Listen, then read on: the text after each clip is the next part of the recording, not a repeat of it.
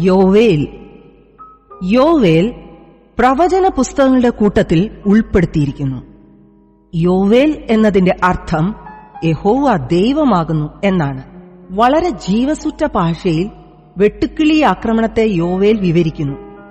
അവയുടെ കൂട്ടം അത്രയ്ക്കു വലുതായതിനാൽ അത് സൂര്യപ്രകാശം മറച്ച് ഇരുട്ട് പരത്തി. ഇതിനെ ദൈവിക സന്ദർശനമായി പ്രവാചകൻ താരതമ്യം ചെയ്തു. ഇസ്രായേലിനെ ഉപദ്രവിച്ച സകല രാജ്യങ്ങളെയും ദൈവം അന്ന് ന്യായം വിധിക്കുമെന്ന് പ്രസ്താവിക്കുന്നു. യോവേൽ ദൈവത്തോട് പ്രാർത്ഥിക്കുകയും ദൈവം നീതി നിലനിർത്തുവാൻ തന്റെ സൈന്യത്തെ നിയോഗിക്കുമെന്ന് ജനങ്ങളെ ഉദ്ബോധിപ്പിക്കുകയും ചെയ്യുന്നു. ഭയപ്പെടുത്തുന്നതും ഹുങ്കാര ശബ്ദം പുറപ്പെടുവിക്കുന്നതുമായ പോർക്കുതിരകളുമായി വെട്ടുക്കിളികളെ ഉപമിക്കുന്നു.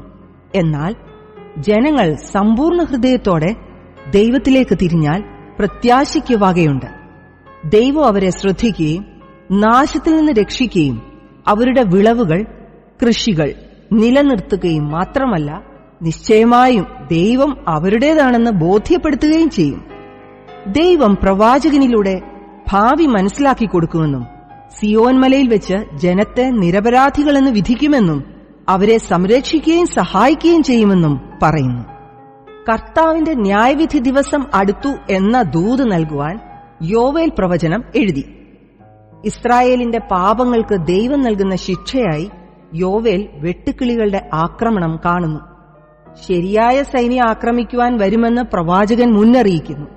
എന്നാൽ ദൈവത്തിലേക്ക് തിരിഞ്ഞ് അനുഗ്രഹവും പാപക്ഷമയും പ്രാപിക്കുവാൻ ഇനിയും താമസിച്ചിട്ടില്ല എന്ന് യോവേൽ അറിയിക്കുന്നു. പല പ്രവചന പുസ്തകങ്ങളിലും പ്രവാചകന്മാർ പ്രവചിച്ചിരുന്ന കാലഘട്ടത്തിലെ രാജാവ് ആരായിരുന്നുവെന്ന് സൂചിപ്പിക്കുന്നു. ആധുനിക കാലത്തെ വായനക്കാർക്ക് ആ പ്രവാചകൻ ഏത് കാലത്താണ് പ്രവചിച്ചിരുന്നത് എന്ന് കൃത്യമായി ചരിത്ര സാഹചര്യങ്ങളും പ്രവർത്തനങ്ങളും തമ്മിൽ പരിശോധിച്ച് ഒരു ധാരണയുണ്ടാക്കുവാൻ ഇതുമൂലം കഴിയുന്നു. യോവേൽ പുസ്തകം ആ കാലത്തെ ഭരണാധികാരികളെപ്പറ്റി പറയുന്നില്ല. അതിനാൽ പുസ്തകം എഴുതിയ കാലം വ്യക്തമല്ല. BC 800-300 ഇടയ്ക്കായിരിക്കാം ഈ പ്രവചനം എഴുതപ്പെട്ടത്. യോവേൽ ആരായിരുന്നുവെന്നും ഏത് കാലത്താണ് പ്രസംഗിച്ചിരുന്നതെന്നും ചില സൂചനകൾ ഈ പുസ്തകത്തിലുണ്ട്. യഹൂദായും യെരുശലേമും ദേവാലയവും ഇതിൽ പരാമർശിച്ചിട്ടുണ്ട്. രാജാവിനെപ്പറ്റി പറഞ്ഞിട്ടില്ലെങ്കിലും പുരോഹിതന്മാരെയും മൂപ്പന്മാരെയും നേതാക്കന്മാരായി സൂചിപ്പിക്കുന്നു. ആക്രമിക്കുന്ന സൈന്യം വടക്കൻ രാജ്യത്തെ തോൽപ്പിക്കുന്നത് BC 721 അശൂർ ആയിരിക്കാം. അല്ലെങ്കിൽ യഹൂദയെ BC 586 തോൽപ്പിച്ച് അവരെ മിക്കവരെയും പ്രവാസികളാക്കിയ ബാബിലോണിയരായിരിക്കാം. യോവേൽ 3 അധ്യായങ്ങളാണെങ്കിലും 2 പ്രധാന ഭാഗങ്ങളുണ്ട്. ഒന്നാം ഭാഗം 1 മുതൽ 2:17 ഇവിടെ വെട്ടുക്കിളികളുടെ ആക്രമണത്തെ ഉപമിക്കുന്നത് തടയുവാൻ കഴിയാത്ത ദൈവിക സൈന്യം എന്നു പറഞ്ഞുകൊണ്ടാണ്. രണ്ടാം ഭാഗം 2:18 മുതൽ 3:21 വരെയാണ്. ഇവിടെ ദൈവം എങ്ങനെ രക്ഷിക്കുമെന്നും ഇസ്രായേലിന്റെ ശത്രുക്കളെ ഭാവി കാലത്ത് ന്യായം വിധിച്ച് ശിക്ഷിക്കുമെന്നും വിവരിക്കുന്നു. 1:1 മുതൽ 2:17 വരെ ഇസ്രായേലിന് ദൈവിക ക്ഷണം, 2:18 മുതൽ 3:21 വരെ ദൈവാനുഗ്രഹവും രാജ്യങ്ങളുടെ ന്യായവിധിയും.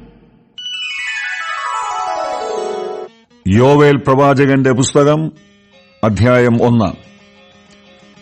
പെഥുവേലിന്റെ മകനായ യോവേലിനുണ്ടായ യഹോവയുടെ അരുളപ്പാട്. മൂപ്പന്മാരെ, ഇത് കേൾപ്പിൻ. ദേശത്തിലെ സകല നിവാസികളുമായുള്ളവരെ ചെവിക്കൊള്ളുവിൻ. നിങ്ങളുടെ കാലത്തോ നിങ്ങളുടെ പിതാക്കന്മാരുടെ കാലത്തോ ഇങ്ങനെ സംഭവിച്ചിട്ടുണ്ടോ? ഇത് നിങ്ങൾ നിങ്ങളുടെ മക്കളോടും നിങ്ങളുടെ മക്കൾ തങ്ങളുടെ മക്കളോടും അവരുടെ മക്കൾ വരുവാനുള്ള തലമുറയോടും വിവരിച്ച് പറയണം. തുള്ളൻ ശേഷിപ്പിച്ചത് വെട്ടുക്കിളി തിന്നു, വെട്ടുക്കിളി ശേഷിപ്പിച്ചത് വിട്ടിൽ തിന്നു, വിട്ടിൽ ശേഷിപ്പിച്ചത് പച്ചപ്പുഴു തിന്നു. മദ്യപന്മാരെ, ഉണർന്ന് കരവിൻ. വീഞ്ഞു കുടിക്കുന്ന ഏവരുമായുള്ളവരെ, പുതുവീഞ്ഞ് നിങ്ങളുടെ വായ്ക്ക് അറ്റുപോയിരിക്കയാൽ മുറയിടുവിൻ. ശക്തിയുള്ളതും സംഖ്യയില്ലാത്തതുമായ ഒരു ജാതി എന്റെ ദേശത്തിന്റെ നേരെ വന്നിരിക്കുന്നു. അതിന്റെ പല്ല് സിംഹത്തിന്റെ പല്ല്, സിംഹിയുടെ അണപ്പല്ല് അതിനുണ്ട്. അതെന്റെ മുന്തിരിവള്ളിയെ ശൂന്യമാക്കി എന്റെ അത്തിവൃക്ഷത്തെ ഒടിച്ചു കളഞ്ഞു. അതിന് മുഴുവനും തോലുരിച്ച് എറിഞ്ഞുകളഞ്ഞു. അതിന്റെ കൊമ്പുകൾ വെളുത്തുപോയിരിക്കുന്നു, യൗവനത്തിലെ ഭർത്താവിനെ ചൊല്ലി രട്ടുടുത്തിരിക്കുന്ന കന്യകയെപ്പോലെ വിലപിക്ക. ഭോജനയാഗവും പാനീയയാഗവും യഹോവയുടെ ആലയത്തിൽ നിന്ന് അറ്റുപോയിരിക്കുന്നു. യഹോവയുടെ ശുശ്രൂഷകന്മാരായ പുരോഹിതന്മാർ ദുഃഖിക്കുന്നു. വയൽ ശൂന്യമായി തീർന്നു, ധാന്യം നശിച്ചും പുതുവീഞ്ഞ് വറ്റിയും എണ്ണ ക്ഷയിച്ചും പോയിരിക്കയാൽ ദേശം ദുഃഖിക്കുന്നു. കൃഷിക്കാരെ ലജ്ജിപ്പീൻ, മുന്തിരിത്തോട്ടക്കാരെ ഗോതമ്പിനെയും യവത്തെയും ചൊല്ലി മുറയിടുവീൻ. വയലിലെ വിളവ് നശിച്ചുപോയല്ലോ. മുന്തിരിവള്ളി വാടി, അത്തിവൃക്ഷം ഉണങ്ങി, മാതളം, ഈന്തപ്പന, നാരകം മുതലായി പറമ്പിലെ സകല വൃക്ഷങ്ങളും ഉണങ്ങിപ്പോയിരിക്കുന്നു. ആനന്ദം മനുഷ്യരെ വിട്ടുമാഞ്ഞുപോയല്ലോ. പുരോഹിതന്മാരെ രട്ടുടുത്തു വിലപിപ്പീൻ.